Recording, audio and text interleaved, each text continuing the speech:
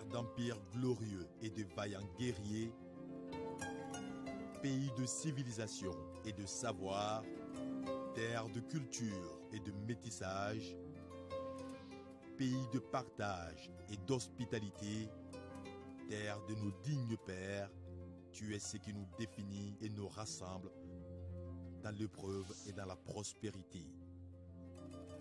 Comme un seul homme et pour un seul destin, nous ferons de toi, Mali, une terre de paix.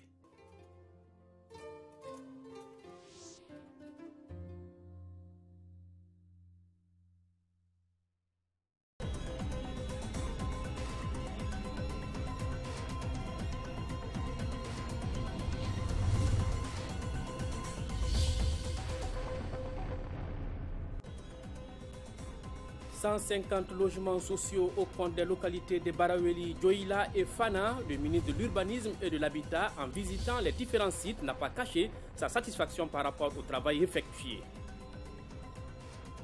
Doter le Mali d'un parc automobile fiable pour environ 29 milliards de francs CFA, c'est la volonté des partenaires maliens et belges qui viennent de signer une convention dans ce sens.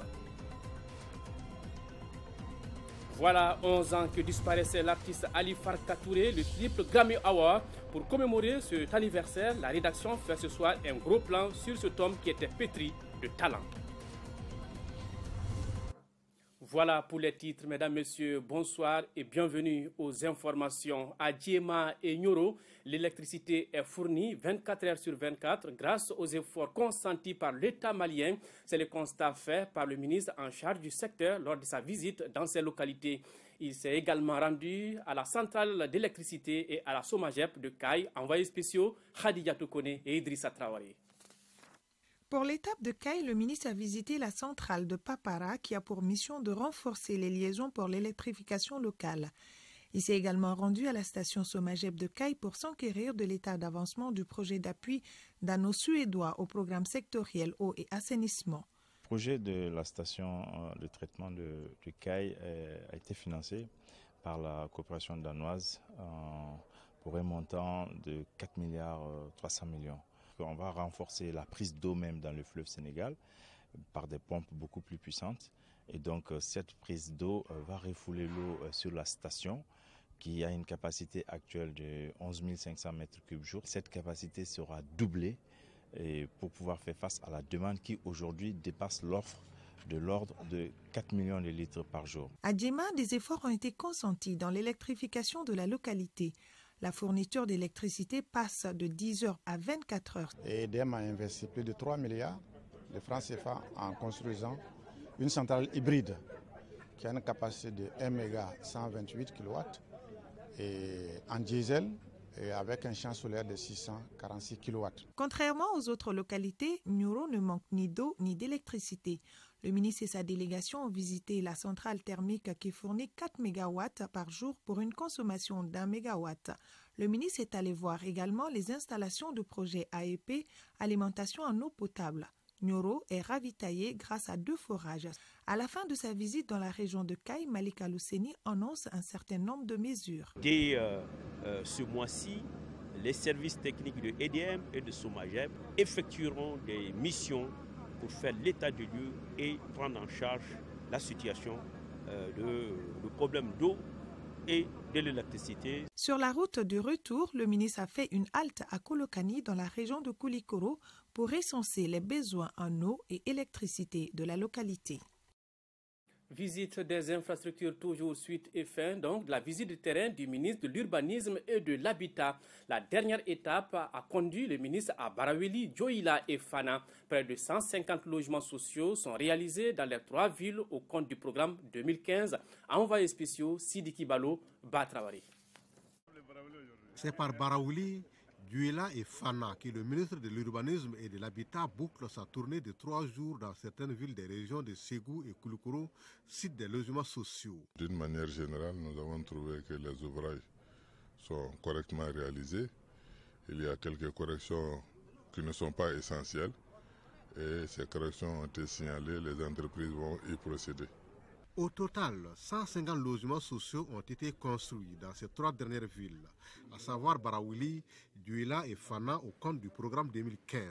Fait marquant, l'entreprise Soproma Kessa a construit à elle seule 100 logements sociaux dont 50 à Douala et 50 autres à Fana. Chacun doit s'y mettre. Donc on fera le maximum pour qu'ils aient satisfaction. Mais nous nous soucions beaucoup de ceux qui vont venir habiter ces logements. À chaque étape de sa visite, le ministre a pris soin de s'enquérir des conditions de travail de ses services locaux. Nous avons enregistré quelques doléances liées parfois aux questions de moyens de circulation, parfois à l'exécutif des locaux, parfois au manque d'équipement de bureaux, parfois à l'insuffisance de personnel. Nous avons noté tout ce qui nous a été signalé et nous ferons en sorte de trouver les solutions. L'immatriculation et la viabilisation des sites avant la réalisation des logements sociaux ont été soulignés au cours des entretiens. Le ministre des Domaines de l'État et des Affaires foncières, Mohamed Ali Bathily, prendra part du 20 au 24 mars 2017 à Washington, aux États-Unis, à la conférence annuelle de la Banque mondiale sur le thème Terre et pauvreté, gouvernance responsable des terres vers une approche fondée sur les preuves. La conférence présentera les dernières recherches et pratiques sur la diversité des réformes, des interventions et des innovations dans le secteur foncier à travers le monde. Les journées de concertation des banques et établissements financiers avec la presse ont pris fin hier à Ségou. Les travaux ont été sanctionnés par plusieurs recommandations, parmi lesquelles l'implication de la presse pour améliorer l'image du Mali afin de faciliter les investissements. Compte rendu Kandesila. La 7e édition de la rencontre Banque-Presse aura permis de développer 2 thèmes majeurs, à savoir la communication d'entreprises en jeu et le financement bancaire des entreprises au Mali. L'entreprise a besoin de financement pour son développement. Les petites et moyennes entreprises ont bénéficié dans cette masse d'argent de 2000 milliards, selon nos estimations, environ 140 milliards. Si tout cela est accompagné par une bonne communication de la part de nos journalistes, je pense que nous arriverons à apporter une réponse financière à la fois réaliste et réalisable pour la couverture intégrale des besoins de financement des PME dans notre pays. Selon une étude d'évaluation présentée en cette édition, la rencontre Banque-Presse a fait du chemin. Je pense qu'il faut avancer les acquis et ouvrir d'autres perspectives pour les 2 secteurs. En tous les cas, cette expérience qui demeure une première dans la sous-région mérite d'être encouragée. Le système bancaire nous a fait savoir les contraintes auxquelles il était confronté. Il y a des ressources de court terme qui sont disponibles au niveau des banques, mais pour des besoins de financement de projets d'investissement. Donc, par définition, des ressources long terme. Donc, c'est cette adéquation sur laquelle il va falloir travailler. Pour joindre l'utile à l'agréable, un dîner gala aura permis de décerner des diplômes de reconnaissance à quelques personnalités qui se sont distinguées pour mieux asseoir ce partenariat gagnant-gagnant entre les banquiers et les hommes des médias. Voilà, le premier intervenant dans ce élément est Baba Liba de la BMS. Nous restons à Ségou où environ 240 millions de francs CFA, c'est la valeur des équipements médicaux dont l'hôpital régional et le centre de santé communautaire de Médine viennent de bénéficier. Le don s'inscrit dans le cadre d'un projet des Amis du Mali en Virginie aux États-Unis. Nous retrouvons Kandesila. Ce don, composé de matériels médicaux essentiellement de consommables, lits d'hospitalisation, matériel de laboratoire et autres kits est destiné à l'hôpital régional Niarankorofomba de Ségou et au centre de santé communautaire de Médine. La donation s'inscrit dans le cadre du projet Cure des Amis du Mali en Virginie, Richmond, une ville des États-Unis jumelée à Ségou. La valeur de ces matériels médicaux s'élève à 240 millions de francs CFA, se répartissant comme suit: 130 millions pour l'hôpital Niarankorofomba de Ségou et 110 millions pour le CESCOM de Maniouama de Médine. La coopération décentralisée est une bonne réponse de lutte contre la pauvreté et un moyen sûr de développement des communautés. Des matériels médicaux qui viennent appuyer les structures de santé au Mali. Ce don viendra combler un vide dans ce sens et ça va nous permettre d'améliorer le plateau par endroit. Au nom des autorités, Sekou Samake, conseiller du gouverneur, a salué cette coopération tout en invitant les bénéficiaires à une utilisation judicieuse des matériels reçus au bénéfice des populations. À Sikasso, le président du Haut Conseil islamique a animé hier une conférence sur le thème « Rôle et Islam dans la préservation de la paix ». C'était dans le cadre du 11e anniversaire de l'Association pour le regroupement des jeunes musulmans de Sikasso. Nous retrouvons Moustapha Doumbia. C'est la lecture du Coran qui a donné le ton de cette conférence sur les thèmes « Rôle et responsabilité de l'islam dans la préservation de la paix ». L'islam, c'est la paix avec le Créateur de l'univers, c'est la paix entre vous et les hommes, c'est la paix entre vous et l'univers. C'est pour cela que l'islam englobe toute la paix et dans toute sa dimension. Le vivre ensemble, le pardon, la tolérance sont des vertus qui sont connues par notre société. L'organisation de cette conférence est une sollicitation de l'ARJM, Association pour le regroupement des jeunes musulmans de Sikasso, une association créée en 2006. Chaque année, c'est dans le cadre du 11e anniversaire de notre association que nous avons organisé cette conférence. Elle vient s'ajouter à d'autres activités comme les prêches et les sensibilisations dans les quartiers. La conférence est mise à profit par l'imam Mohamed Mayi Ouattara pour inviter les jeunes à rester vigilants face aux initiatives malsaines qui se servent de la religion. Selon le représentant de l'autorité administrative, l'initiative de la RGM vient compléter les efforts en faveur de la conférence d'entente nationale. L'Association pour la défense des victimes de la répression de mars 91 ADVR a animé une conférence débat. C'était autour du thème démocratie, paix, sécurité et développement. Cette rencontre marque le démarrage des activités de la Semaine des martyrs au Mali, compte rendu à Gali Agagissa. Il s'agit pour les leaders de l'Association pour la défense des victimes de la répression de 1991 ADVR de faire le bilan de la démocratie au Mali et l'impact de cette réforme institutionnelle sur la vie des populations. C'est ce qui explique le choix du thème démocratie, paix, sécurité et développement. Selon une étude du PNUD de 2008 jusqu'à 2012, le Mali avait un taux de croissance qui se situait entre 4 et 6%. À partir de 2012, nous sommes tombés plus bas que 0, se tient à moins 1,2. Selon cette même étude, la majorité des entreprises ont indiqué avoir diminué leur volume de production dans le secteur bancaire. Des pertes causées par la crise sécuritaire est estimée à 17,7 milliards de francs CFA. La démocratie se consolide progressivement selon le conférencier. Il y a une sorte de dynamisme synergique entre démocratie, paix, sécurité et développement. Autre grand titre de l'actualité nationale, le Mali et la Belgique renforcent leur coopération à travers la signature d'un important document et c'est entre la Confédération générale des transporteurs terrestres et fluviaux du Mali et la société HP Automotive Belgique. L'objectif visé est de renforcer la capacité de la Confédération pour l'acquisition d'un parc automobile fiable pour environ 29 milliards de francs CFA. Inaba nous en parle. Cette convention porte essentiellement sur le développement et l'équipement des transports à travers l'acquisition des véhicules pour environ 45 millions d'euros, soit plus de 29 milliards de francs CFA. Nous sommes accompagnés par Madi Créance, qui sera le porteur du projet et qui sera l'interface entre la Confédération et le partenaire.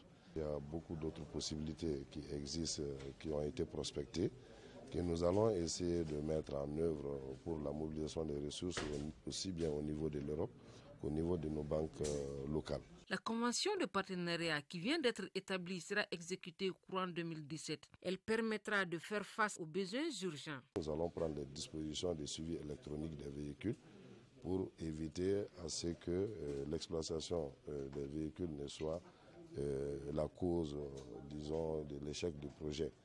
Et aussi, au-delà de ça également, nous allons créer toutes les conditions de formation, aussi bien des chauffeurs que les gestionnaires même de ces véhicules. Nous avons eu tout le support nécessaire, nous avons pu travailler efficacement pour aboutir à cette convention qui va nous lier pour un bon moment.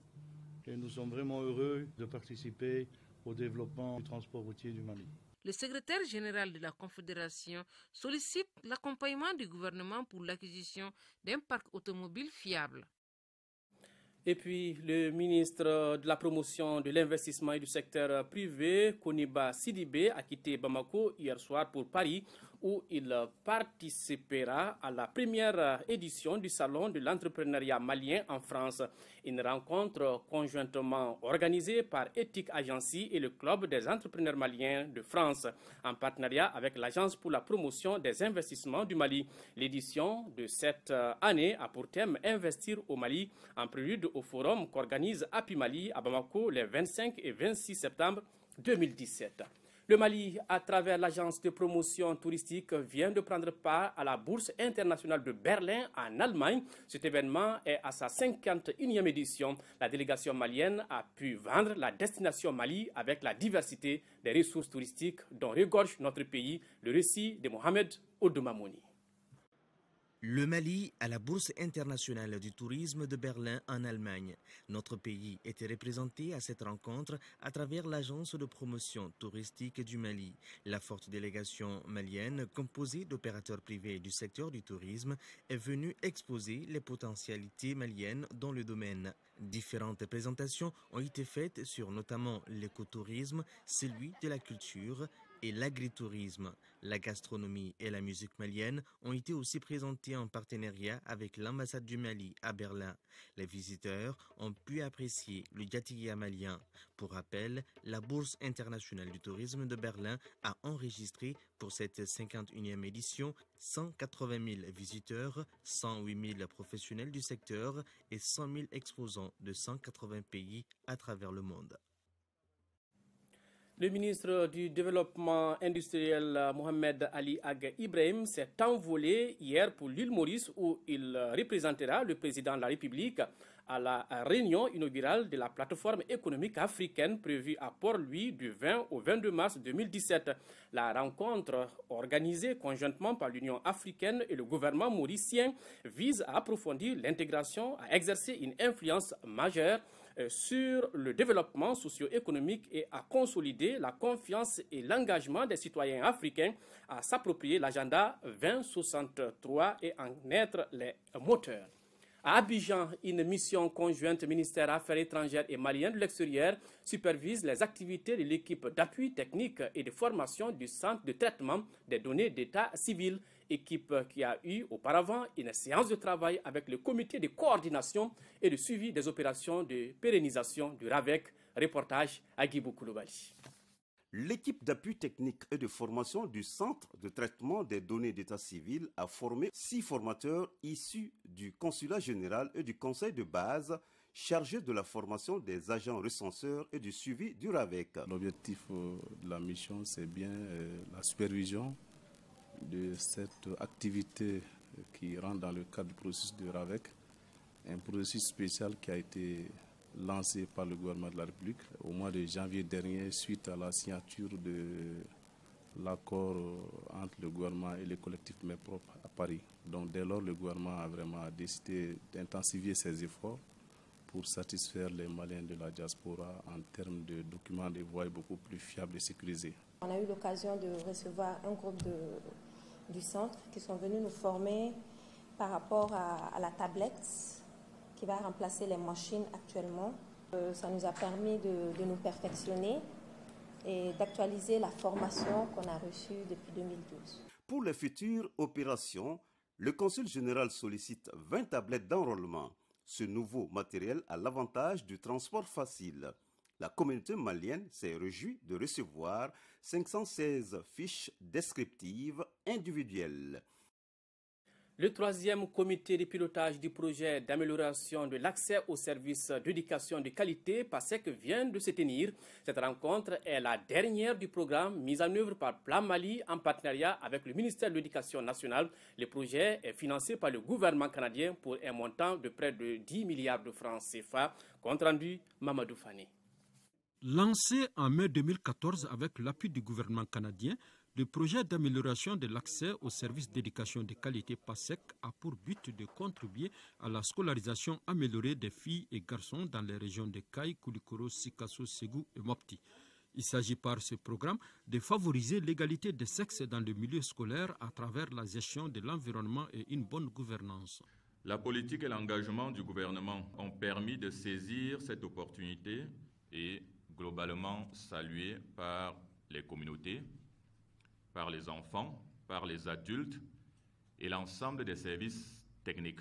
En 3 ans d'exécution, le PASEC a obtenu des résultats satisfaisants avec l'augmentation du taux de scolarisation des filles et garçons. Les actions réalisées dans le cadre de la réalisation d'infrastructures, de l'alimentation scolaire ainsi que du renforcement de capacités ont eu des impacts appréciables sur l'accès et la qualité de l'éducation dans les zones d'intervention du projet. Permettez-moi d'exprimer au nom de Affaires mondiales Canada notre satisfaction au regard de la performance du projet PASEC dans toutes ses composantes. Ceci ne serait pas possible sans l'appui continuel du gouvernement du Mali à travers le ministère de l'Éducation nationale. Les différents partenaires du programme ont souhaité la pérennisation des acquis du projet en vue d'améliorer la qualité de l'enseignement au Mali. L'Institut national de formation en sciences de la santé vient d'organiser sa 19e Assemblée générale. L'examen des rapports d'activité et financiers de l'Institut, la relecture des statuts et règlements intérieurs sont entre autres points inscrits à l'ordre du jour. Sokona Kamisoko nous en parle. Au titre de l'année universitaire 2015-2016, l'Institut national de formation en sciences de la santé INFSS a connu des difficultés liées à la proclamation des résultats de fin de cycle et la suspension des cours par les enseignants. C'est pourquoi la direction de l'Institut place cette 19e session sous le signe de la reprise. L'établissement était dans une situation très difficile. Fort heureusement, au moment où je vous parle, les cours ont repris normalement. Nous avons aussi pris toutes les dispositions pour proclamer les résultats.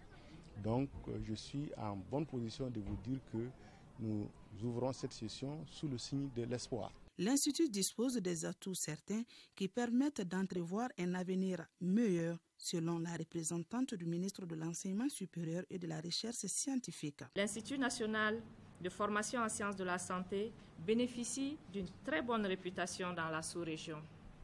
Cela grâce aux résultats obtenus et aussi grâce à l'accompagnement de partenaires techniques et financiers. Le plan opérationnel 2017, soutenu par le budget prévisionnel soumis à votre appréciation, permettra à l'Institut de poursuivre son développement et de respecter ses engagements. L'Institut national de formation en sciences de santé a pour mission essentielle la recherche et la formation initiale des professionnels de la santé. Elle comporte des cycles, licence professionnelle et master en sciences de la santé.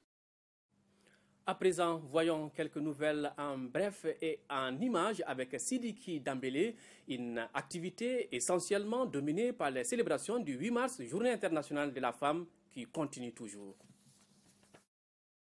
Les femmes du ministère des Affaires étrangères et de la coopération internationale ont fêté en leur manière le 8 mars en organisant une conférence débat sur le thème « Restitution des conclusions du dialogue politique de haut niveau pour la promotion du leadership des femmes dans les questions de paix et de sécurité dans les pays du G5 Sahel ». Une façon pour elles, à travers donc cette conférence, de montrer le rôle combien important de la femme dans la consolidation de la paix. Célébration de la Journée internationale des droits des femmes, toujours cette fois-ci à Kati, avec la section de l'URD qui a initié une conférence au Conseil du Cercle. Le thème de la conférence et l'autonomisation passe aussi par notre capacité à concilier la vie politique et familiale.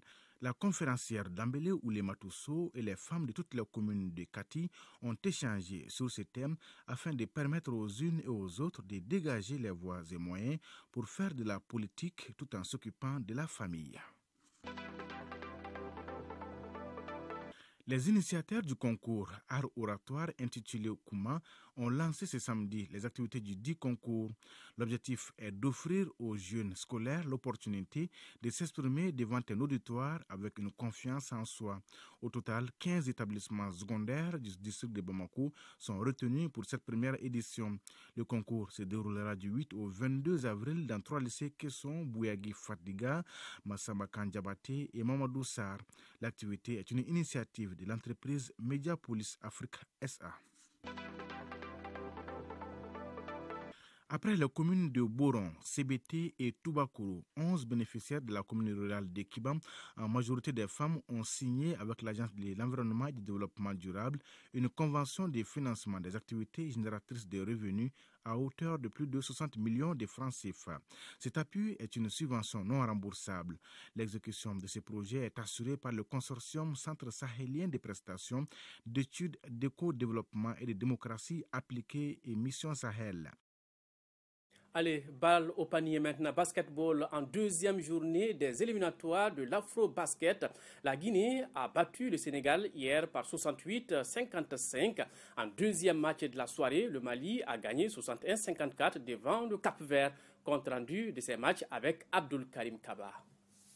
Au compte de la deuxième journée des éliminatoires Afro-Basket Congo 2017 à phase aller, le Mali en rouge est face au Cap-Vert. Dans cette rencontre, les aigles basketteurs sont entrés timidement dans le match. Le Cap-Vert est le premier à marquer les points. Les Maliens se réveillent et bouclent le premier quart-temps à 19-13. Dans le second acte du jeu, les Blancs du Cap-Vert montent la pression et arrivent à refaire le retard. 27-27, résultat à la pause. Au troisième quart-temps, le Mali continue sa course et cela à travers des tirs et des dingues. Cette situation ne dure pas longtemps. À la fin des 10 minutes, le score est de 43-42 pour le Mali. Dans le quart-temps de la vérité, les parités se succèdent. 46-46, 48-48, puis 50-50. À 51 points partout, les Aigles assurent les lancers francs et gagnent finalement le match à 61-54. Le premier match a opposé les deux vainqueurs de la première journée, à savoir la Guinée et le Sénégal. Dès l'entame, les Lions de la Teranga montrent leur intention. C'est pourquoi ils enchaînent les paniers. La Guinée ne se laisse pas faire. Elle récolte vite au score 13 partout au premier quart-temps. Le Sili national termine même la mi-temps avec un point de différence, soit 27-26. En seconde période, la Guinée garde jalousement son avantage. Dans les 5 dernières minutes, la Guinée gagne la rencontre 68-55. À l'issue de cette deuxième journée des éliminatoires Afro-Basket Congo 2017, phase aller, zone 2, la Guinée est en tête avec 2 matchs, 2 victoires. Le Mali et le Sénégal suivent avec une victoire et une défaite chacun. La dernière place est occupée par le Cap-Vert avec 2 défaites. Les activités de la 4e édition du Festival international d'Idadi de Bougouni ont pris fin hier. La journée donc a été marquée par plusieurs activités, notamment des conférences débats. Les thèmes ont porté sur la culture de développement local ainsi que sur la danse rituelle le Soli. Envoyés spéciaux à Bougouni, Aïssata Salou Maïga, Aliou Touré. La 4e édition du Festival international d'Idadi de Bougouni, plusieurs conférences débats ont été tenues, à savoir la culture et le développement économique local. Il s'agissait au cours de la rencontre de voir comment la culture peut être un facteur de développement. L'objectif visé est que les acteurs culturels et autres sachent qu'il y a des potentialités à Bougouni, surtout dans le cadre culturel, qui peuvent être des sources de revenus pour les artistes et pour les agro-pasteurs, les éleveurs, les pêcheurs. Le genre musical solo ou encore le soli a été aussi largement expliqué. Le soli est une danse rituelle dans le milieu bamanan et dans d'autres pays voisins. Le solo ou le soli changent d'appellation selon la localité. L'objectif visé était de promouvoir cette tradition qui est en voie de disparition. Chaque 7 ans, le soli ou le fourachi. La danse, c'est le soli, mais l'événement, c'est le solichi ou le fourachi. Donc les gens qui ont passé des générations, chaque 7 ans, tous ceux dont le fourachi n'est pas fait, viennent danser. À noter que plus de 7000 festivaliers et plusieurs exposants prennent part à ce rendez-vous culturel. Après le Soli, parlons blues. C'est en mars 2006 que l'une des plus grandes voix de la musique malienne s'est éteinte.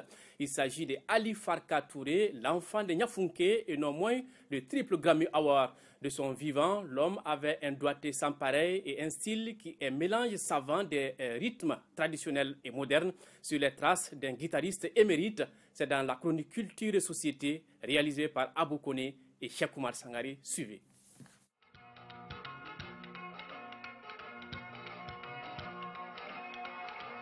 Les mots sont insuffisants pour le qualifier tant il fut à travers sa musique une denrée rare sur les scènes du monde.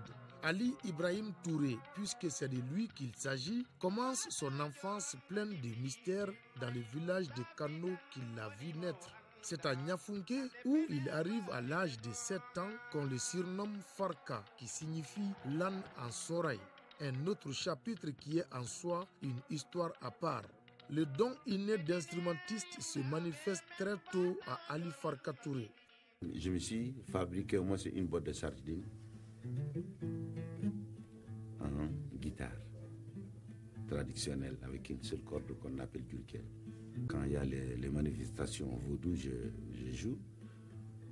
Et puis encore, on me donnait à peu près 10 francs. Ali Farka participe à des biennales artistiques et culturelles avec la troupe de la région de Mopti, une troupe avec laquelle il effectue son premier voyage hors Afrique. Nous sommes partis en Bulgarie pour le festival, la troupe de Mopti. Et c'est là que moi j'ai eu la chance d'acheter ma première guitare dans ma vie, le 21 avril 1968, avec précision je vous dis.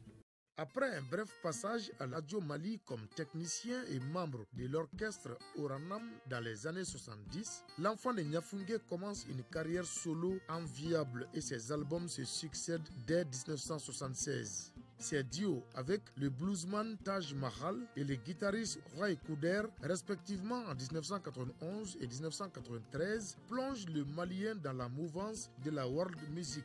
Depuis, musique traditionnelle et blues se côtoient dans ses compositions. Il connaît ainsi un succès éclatant et les critiques envers son art sont dithyrambiques à tel point que certains experts du domaine qualifient sa musique d'ADN du blues.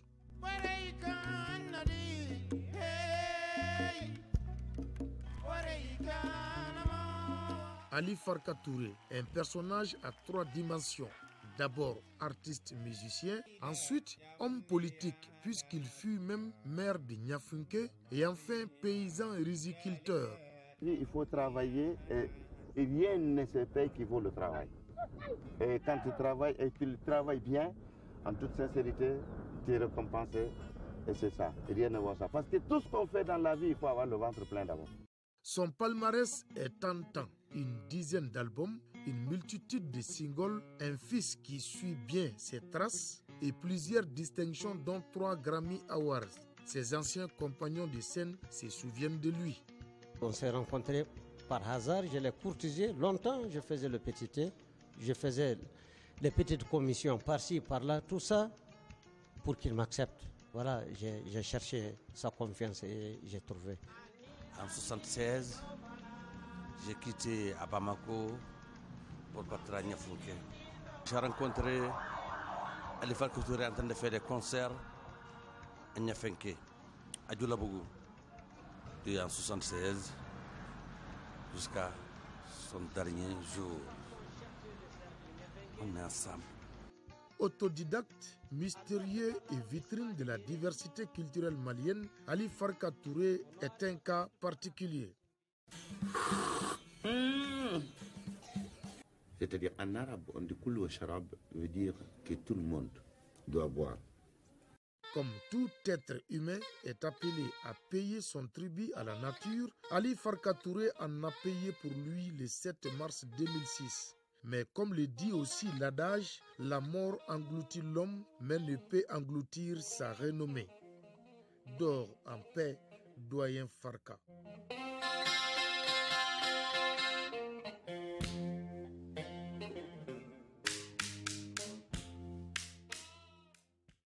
Tout simplement irrésistible.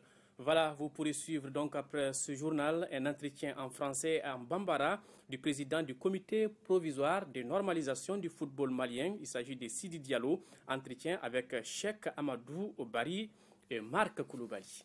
C'est donc la fin de ce journal au nom de l'ensemble de la rédaction. Merci de l'avoir suivi. Autre rendez-vous avec l'actualité. Demain, 10h-13h, une présentation de Mohamed Ould Mamouni. Et pour les éditions du soir, retrouvez Khadija Toukone. Au revoir. Allah bénisse le Mali.